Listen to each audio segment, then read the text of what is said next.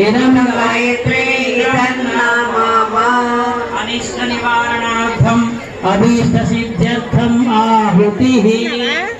ओम पंचवक्त्राय विद्महे महादेवाय धीमहि तन्नो रुद्रः प्रचोदयात् स्वाहा। इदं रुद्राय इदं नमः। ओम पंचवक्त्राय विद्महे महादेवाय धीमहि तन्नो रुद्रः प्रचोदयात् स्वाहा। इदं रुद्राय इदं नमः।